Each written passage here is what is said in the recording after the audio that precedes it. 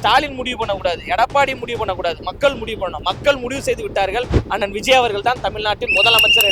இப்போ நீங்க போய் ஒரு ஸ்கூல் படிக்கிற குழந்தைய கூப்பிட்டு தமிழக வெற்றி கழகம் டிவிக்கே விஜய் அவர்களுக்கு என்ன சின்னம் நீங்க கேட்டீங்கன்னா விசில் சின்னம்னு அடிச்சே காட்டுவாங்க. விசில் அடிச்சா குப்பை வருது, குப்பை வண்டி வருதுன்னு சொல்லி கொச்சப்படுத்துறது எங்களால. இவ்வளவு நாளா அவங்க காலத்துல ஆண்டுகிட்டு இருக்க ஒரு தூய்மை பணியாளர் அது ஆல்ரெடி நாங்க விசில் அடிக்கிறோம். பாலிடிக்ஸ்னா எல்லாம் சொல்லதான் செய்வாங்க. நீ சொல்லாம நீ மாட்டு தனியா ஒரு ரூட்ல போனா காவல்துறையே தலைநிமிர்ந்து இதுக்கப்புறம் காவல்துறை அவங்களுடைய பணியை சிறப்பான முறையில் உண்மையாகவே வேலை செய்யறதுக்கான விசில் சின்னமாகவும் வந்திருக்கு. சிரிப்பு வருது, கேள்வி கேட்டோன்னா சிரிப்பு வச்சா இல்லையா? சரி, எங்கள் தளபதிக்காக, மக்களுக்காக, எனக்காக எங்கள் சின்னம். தலைமுறை போனாலும் உசுர் தான். தளபதி கோசம் போட்டோம், வேற மிஞ்சி போனால் வேற ஒன்றும் பண்ண முடியாது, கொலை பண்ணுவாங்க. எங்கள் ஆதவர்ஜினா சார் சொன்னாமல் ஸ்லீப்பர் செல் அந்த ஸ்லீப்பர் செல்ஸ் வேறு யாரும் கிடையாது. ஜெயலலிதா அம்மையார் இந்த மெரினா கடற்கரையில் வச்சு தான் ஒரு பிரச்சாரத்தில் சொன்னாங்க, நாங்கள் வந்து பிஜேபியை ஒரு காலமும் கூட்டணியில் சேர்க்க மாட்டோம், நாங்கள் போய் சேர மாட்டோம் அப்படின்னு. ஆனால் இன்னைக்கு மானமே இல்லாமல் பிஜேபிட்ட அடிமைகளாக போய் அவங்க நிற்கிறாங்க. பார்க்குற ஒவ்வொரு இடங்கள்லையும் இன்னைக்கு போராட்டங்கள் இருக்கு. ஆசிரியர்கள் ஆகட்டும், செவிலியர்கள் ஆகட்டும், மாணவர் சைட்டு ஆகட்டும், போக்குவரத்து துறை ஆகட்டும், எல்லா பக்கமும் போராடிக்கிட்டு இருக்கிறாங்க. இந்த விசில் வந்து எல்லா தவறு நடக்கிற இடத்துலயுமே ஒலிக்கும். விசிலை வந்து அடித்து தெறிக்க விட்டுருவோம். 2026 வேறு லெவலில் ஓட்டு விழுந்து செஞ்சாஜ் கோட்டையில் தளபதியை வந்து மகுடம் சூட வச்சு. இப்போ விசிலுங்கிறது நிச்சயமா எங்கேயா இருந்தாலும் அடிக்கத்தான் செய்யும். இது வந்து சத்தம் ஓயவே ஓயாது. வெற்றி, அதாவது 2026 முதலமைச்சருங்கிற வெற்றி வர்ற தொட்டிக்கும் இந்த விசில் சத்தம் கேட்டுக்கிட்டே தான் சார் இருக்கும். நிச்சயமா வெற்றி வரும்.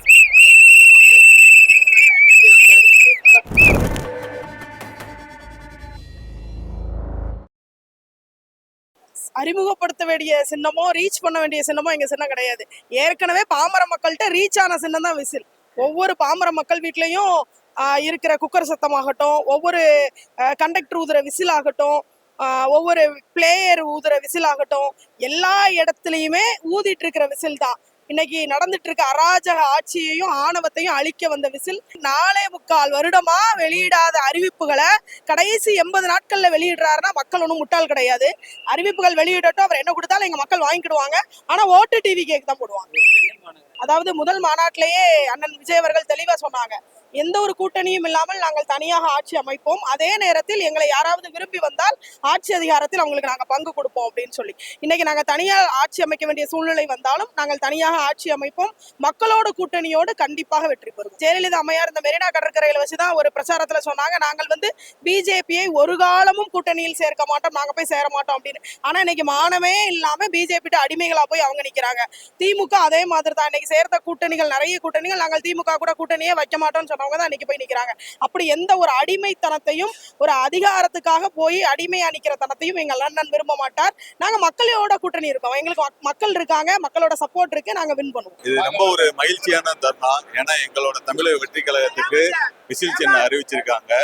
இது பாத்தீங்கன்னா மிகப்பெரிய ஒரு வெற்றியை கொடுக்கக்கூடிய விசில் சின்னம். 2026 தமிழகம் முழுவதும் கேட்கிற ஒரே சத்தம் இந்த தமிழக வெற்றி கழகத்தோட விசில் சத்தம் மட்டும்தான். 2026 தளபதி அவர்கள் நிச்சயமா முதலமைச்சருங்கிற அரியணையில நிச்சயமா அமர்வாரு. அதுக்கான வெற்றி சின்னம் தான் இந்த விசில் சின்னம். ஆல்ரெடி ரீச் ஆயிடுச்சு சார். ஒரே நாள்ல நீங்களே பார்த்திருப்பீங்க. இந்த விசில் சின்னங்கிறது தெரியாத எல்லா பாதுகாவலர்ல இருந்து ஒரு எல்லாருமே வச்சிருக்க இந்த சின்னம். அதனால இதை ரீச் பண்றது குழந்தைகளுக்கும் பிடிச்ச சின்னம். ஒரு வெற்றியை வந்து ஒரு கொண்டாடக்கூடிய சத்தம் தான் இந்த விசில் சின்னம். அதனால 2026 ஆரவாரத்தோடும் சந்தோஷத்தோடும் இந்த விசில் சத்தத்தோட ஒரு மாபெரும் வெற்றியை பெற்று தமிழகத்துல இப்ப விசிலுங்கிறது நிச்சயமா எங்கேயா இருந்தாலும் அடிக்கத்தான் செய்யும். இது வந்து சத்தம் ஓயவே ஓயாது. வெற்றி, அதாவது 2026 முதலமைச்சருங்கிற வெற்றி வர்ற தொட்டிக்கும் இந்த விசில் சத்தம் கேட்டுக்கிட்டே தான் சார் இருக்கும். நிச்சயமா வெற்றி வரும்.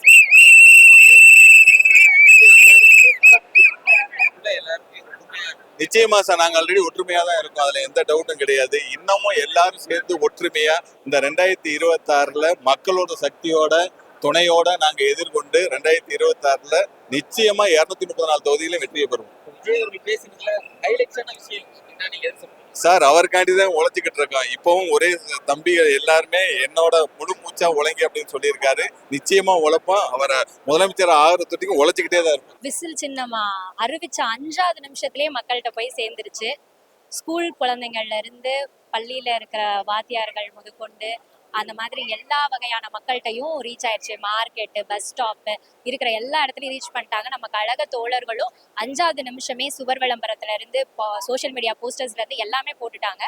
இப்போ நீங்க போய் ஒரு ஸ்கூல் படிக்கிற குழந்தைய கூப்பிட்டு தமிழக வெற்றி கழகம் டிவிக்கே விஜய் அவர்களுக்கு என்ன சின்னம் நீங்க கேட்டீங்கன்னா விசில் சின்னம்னு அடிச்சே காட்டுவாங்க. அந்த அளவுக்கு மக்கள்கிட்ட பரவிருச்சு. இதுக்கு மேல நாங்க அதை பரப்பணுன்ற அவசியம் இல்லை.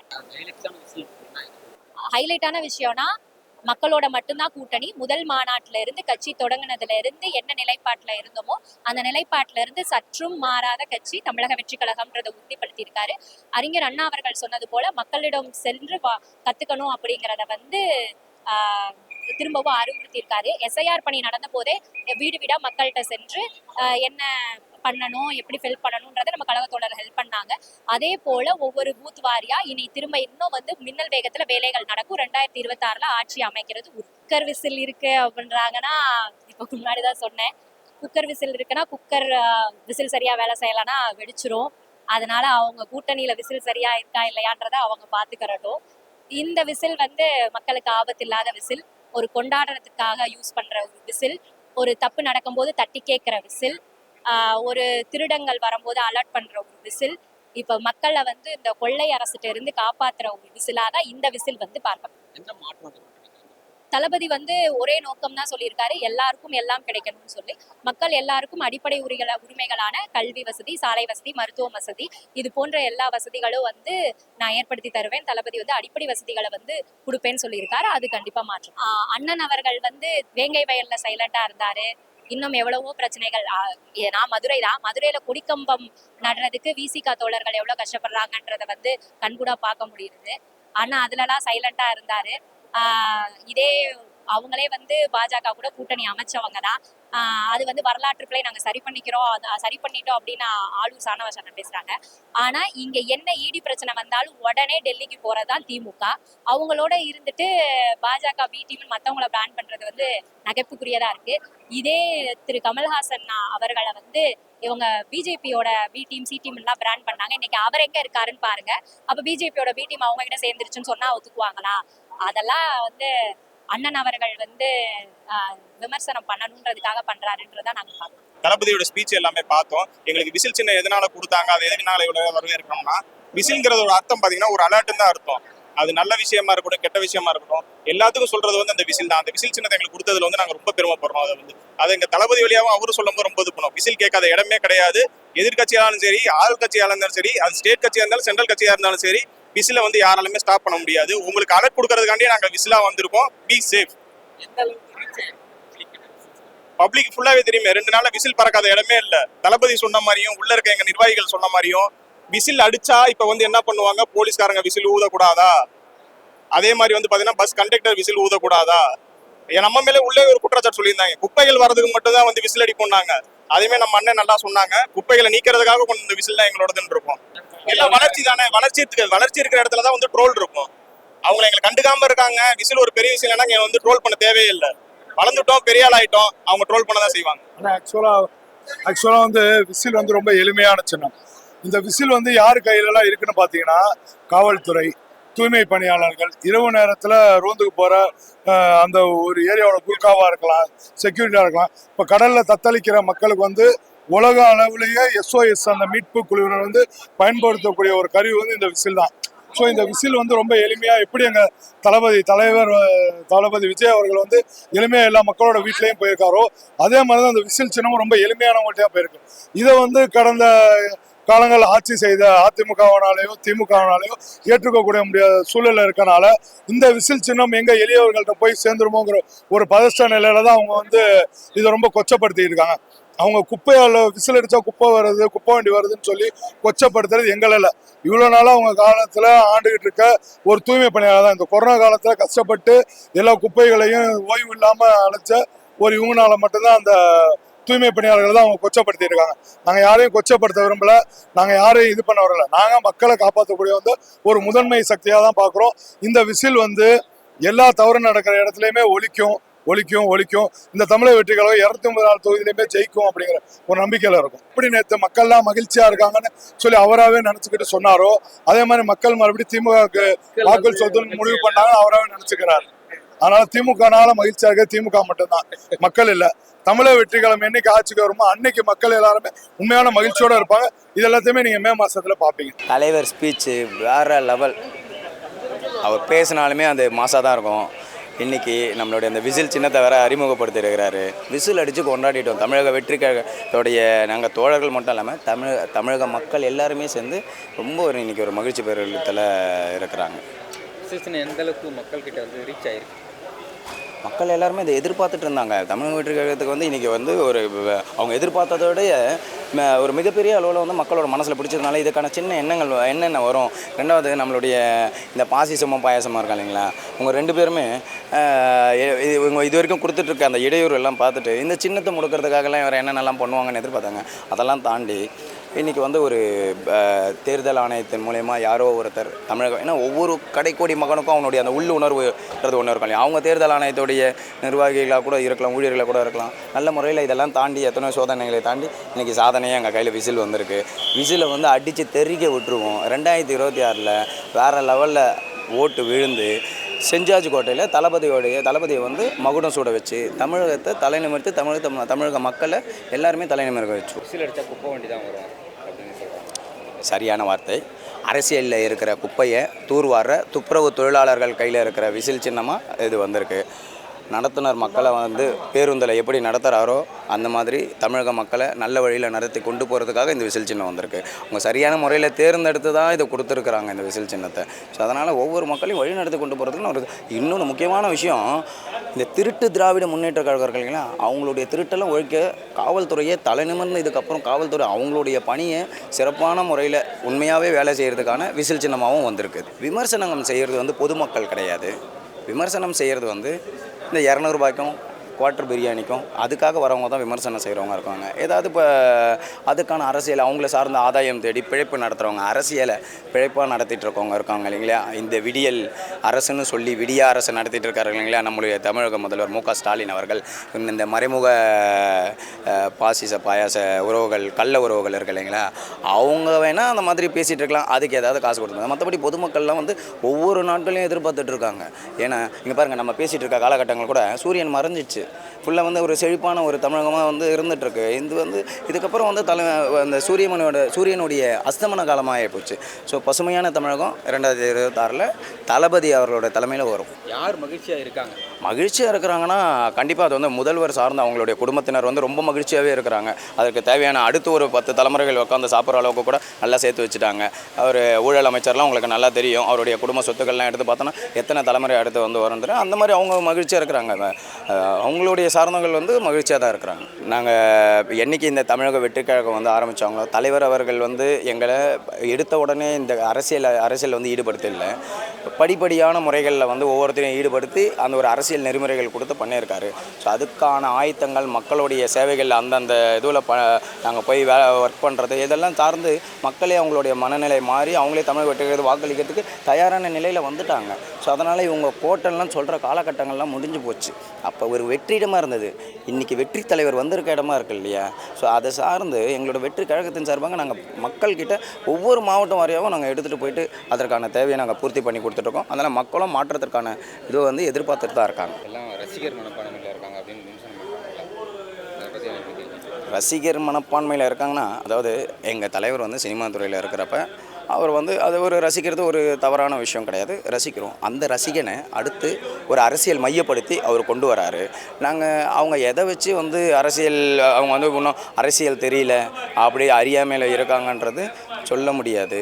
ஸோ அவங்க அந்த அரசியல் அதாவது இவங்கள மாதிரி ஒரு ஊழல் செய்கிற ஆட்சியோ இவங்கள மாதிரி வந்து மக்களை நாங்கள் பாதுகாப்போம், பெண்களுக்கான விஷயத்தை நாங்கள் செஞ்சு கொடுப்போம், பெண் உரிமை பெரியார் தந்தை பெரியார் பேசின கொள்கையெல்லாம் எடுத்துகிட்டு வந்து முன்னே வச்சுட்டு அதுக்கப்புறம் அண்ணா யூனிவர்சிட்டியில் பெண்களுக்கான ஒரு கற்பழிப்பு நடக்கும், இது நடக்கும், போதைப்பொருள் கலாச்சாரங்கள் நடக்கும். இது எல்லாமே அண்ணா அவர்கள் வந்து அன்றைக்கி காலகட்டத்தில் கல்லுக்கடை மாதிரி எல்லாம் எல்லாமே பண்ணார். இவங்க டாஸ்மாக் ஓப்பன் பண்ணி எல்லாம் நல்லா செழிப்பாக அவங்க குடும்பம்லாம் எல்லாம் வாழ்ந்துட்டு இருக்காங்க. அந்த மாதிரி கொள்கை ஒன்று செயல் ஒன்றுன்றதை நாங்கள் செயல்படலை. மக்களுக்கே தெரியும், நீங்கள் எல்லா இடத்துலையும் பார்க்குறீங்க, மக்கள் வந்து அதை கொண்டாடினுக்கிறாங்க. இல்லை ஆரம்பத்தில் விசில் வந்து ஒரு புழக்கத்தில் இருக்கிற ஒரு பொருள் தான், மக்கள் வந்து அதை கொண்டாடினுக்கிறாங்க. நாங்கள் எதிர்பார்த்த மாரி கிடச்சிருக்கு. நல்ல சின்னம் வேணும்னு சொல்லிட்டு எதிர்பார்த்தோம். அதை வந்து தேர்தல் ஆணையம் வந்து நம்மளுக்கு ஒதுக்கியிருக்கு. தளபதி கரெக்டான சின்னமாக அவர் செலெக்ஷன் பண்ணியிருக்காரு. அதனால் தளபதியோட செலெக்ஷன் எப்போவுமே தப்பாது. அதனால் நல்ல வெற்றிக்கு உண்டான முதல் படி விசில் சின்னம். விசில் தான் இன்றைக்கி இந்த செயற்கை கூட்டத்தில் கூட்டம் இன்றைக்கி வந்து சில ஆலோசனை சொல்லியிருக்காரு. நம்ம வேலை என்னவோ அதை செய்வோம். நமக்கான உழைப்புக்கு உண்டான கூலி மக்கள் கொடுப்பாங்க. அது 2026 மக்கள் கொடுப்பாங்க. எங்களுக்கு அந்த நம்பிக்கை எங்களுக்கு தளபதி கொடுக்குது. அதுக்கு உண்டான உழைப்பு எங்களை உழைக்க சொல்லியிருக்காரு. அதை தான் எங்கள் வேலை. தளபதி என்ன சொல்கிறார் அவர் தான். அவர் யாரை முகம் காட்டுறாரோ யார் வேட்பாளர் சொல்கிறாரோ அவர் தான் எங்கள் வேட்பாளர். அவருக்கு உண்டான உழைப்பை தான் நாங்கள் கொடுக்குறோம். இதுதான் நாங்கள் கிட்டத்தட்ட ஒரு 20 வருஷமாக நாங்கள் பண்ணி எங்கள் தளபதி அரசியல் கலவனா தானே எங்களுக்கு வந்து தளபதி எங்களுக்கு மீண்டும் அதை சொல்லி ஞாபகப்படுத்தா எங்கள் தளபதியை போசல மீண்டும் அதை கூட ஞாபகப்படுத்துனாங்க. நீங்கள் ஒன்றா சேர்ந்து செயல்படுங்க அதை தான் சொன்னாங்க. இப்பயும் தளபதி ஆத்தது நீங்கள் ஒன்றா இருந்து ஒற்றுமையாக வந்து நம்ம செயல்படுவோம். யாரும் எதை சொன்னாலும் அதை பற்றி கவலைப்படாதீங்க. நம்ம வெற்றி தான் நம்ம இலக்கு. அதுக்கோசம் நம்ம உழைப்போம்னு சொல்லியிருக்காரு. அவரு அந்த மனுஷனோட உழைப்பு என்ன வெற்றி என்ன, அவர் ராஜா மாரி வாழினாங்க. அவர் விட்டுட்டு எங்களுக்கோசம் உழைக்கணும். இன்னைக்கு இவ்வளோ கஷ்டப்பட்டு கரூர் விஷயம் எல்லாம் உங்களுக்கு தெரியும். எல்லாத்தையும் கஷ்டப்பட்டு எங்களுக்கோசம் கஷ்டப்பட்டு அவர் வரும்போது அவரை நம்ம கொண்டாடணும். ரசிகராக நாங்கள் கொண்டாடுறதால மக்களுக்கோசம் அவர் வந்து இவ்வளோ பிரச்சனை சமாளிக்கிறார். அதை வந்து மக்கள் கொண்டாடணும். இதுக்கு மேலே நம்ம என்ன பண்ணோம், மக்களுக்கு தேவையை செய்து தான் அவர் வந்திருக்காரு. மக்கள் தேர்ந்தெடுக்கணும். நல்ல மனிதன் மக்கள் தேர்ந்தெடுக்கணும். கண்டிப்பாக மக்கள் எங்கள் தளபதி தேர்ந்தெடுப்பாங்க ஒரு நம்பிக்கை இருக்குது. மக்களை நம்பி அவர் வந்து மக்களை வந்து அவர் கை விட்ட மாட்டாங்க. கண்டிப்பாக அவர் காப்பாற்றுவாங்க. பொதுவாக மக்களுக்கு எல்லாருக்கும் தெரிஞ்ச கருத்து தான் அது. அவங்க வந்து நெருக்கடி கொடுக்குறாங்க, அழுத்தம் கொடுக்குறாங்க, இருந்து உண்மை தான்.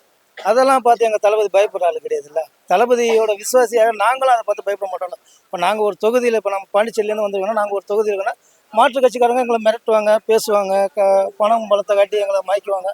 இதுக்கெல்லாம் நாங்கள் மாய்க்க கிட்டத்தட்ட 20 வருஷமாக தளபதிக்கோசம் போஸ்டர் ஒட்டி இந்த இடத்துக்கு வந்திருக்கோம். இன்றைக்கி நம்ம ஒரு தொகுதி தலைவர் இந்த இடத்துல நாங்கள் நிற்கிறோன்னா அதுக்கு தளபதிக்கோசம் நாங்கள் உழைப்பு தான்.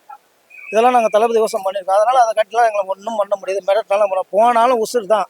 தளபதிக்கோசம் போட்டோம். வேறு மிஞ்சி போனால் வேறு ஒன்றும் பண்ண முடியாது. கொலை பண்ணுவாங்க. இதான் நடக்கும். போனால் தளபதிக்கோசம் போட்டோம். சந்தோஷம் தான். ஆனால் ஆளுங்கட்சிக்கார பண்ணாங்கன்னா அவங்களுக்கு ஒரு ரூல்ஸு, நம்ம பண்ணோம்னா நம்மளுக்கு ஒரு ரூல்ஸு.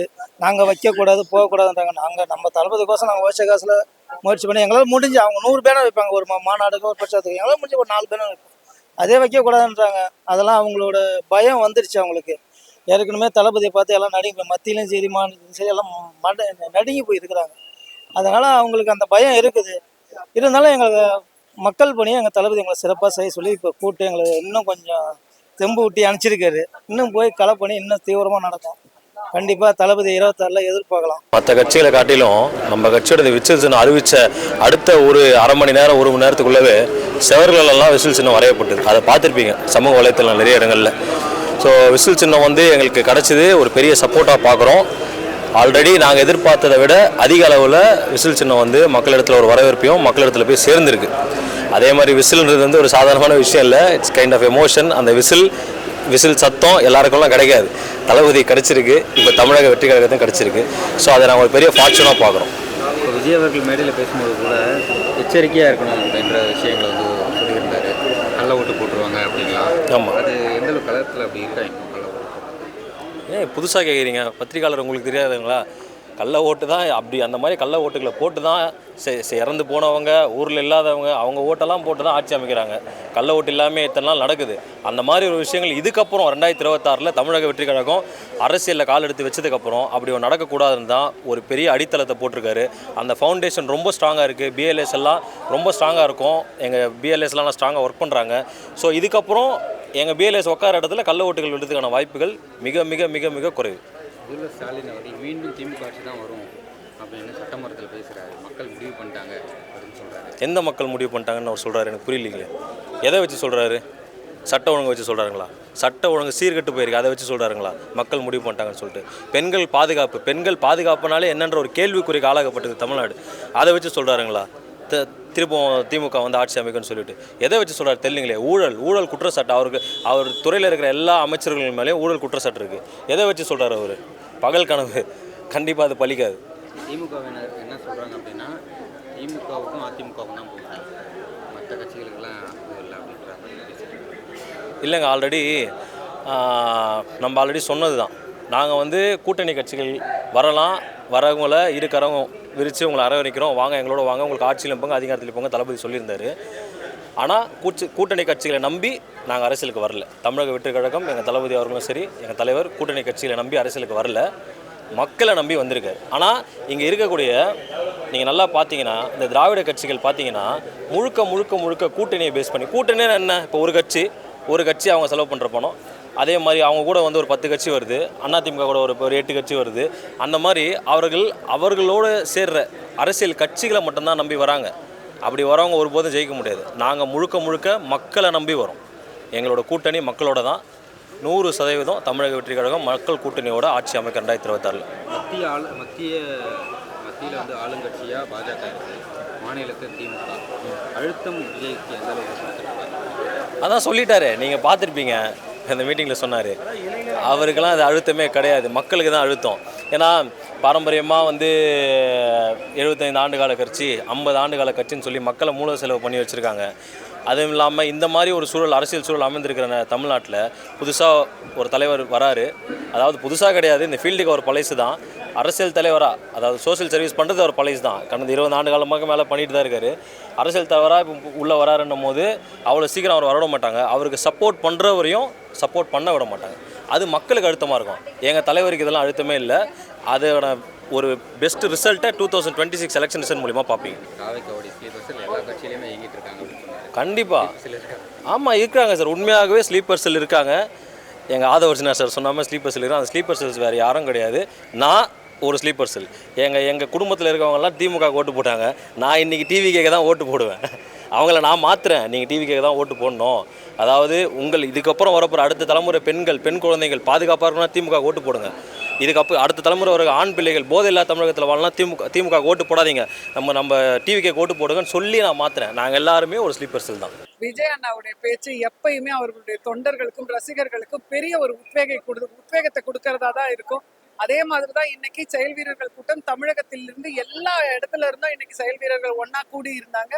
வருகின்ற சட்டமன்ற தேர்தலில் வந்து எப்படி அதை எதிர்கொள்ளணும், அதுக்கப்புறம் வந்து எதிர்க்கின்ற கட்சிகளை எல்லாத்தையும் எப்படி நம்ம ஹேண்டில் பண்ணணும், மக்களிடம் நம்மளுடைய சின்னத்தை எப்படி கொண்டு போய் சேர்க்கணும் அப்படிங்கிறது அவருடைய பேச்சாக இருந்தது. இது இன்னைக்கு வந்து அவருடைய தொண்டர்களுக்கும் ரசிகர்களுக்கும் செயல் வீரர்களுக்கும் மிகப்பெரிய ஒரு பூஸ்டாக அதான். தமிழகத்தில் இதுவரை வளர்ச்சி இல்லாத துறைகள்னு இன்னைக்கு எவ்வளவோ துறைகள் இருக்கு. விவசாயத்துறை ஆகட்டும், மீன்வளத்துறை ஆகட்டும், போக்குவரத்து துறை ஆகட்டும், இன்னைக்கு ஒரு துறையிலும் இருக்க மக்கள்கள் வந்து தங்களுடைய கோரிக்கைகள் எதுவுமே நிறைவேற்றப்படாமல் இருக்குதுன்னு எல்லாருமே கலங்கி இருக்காங்க.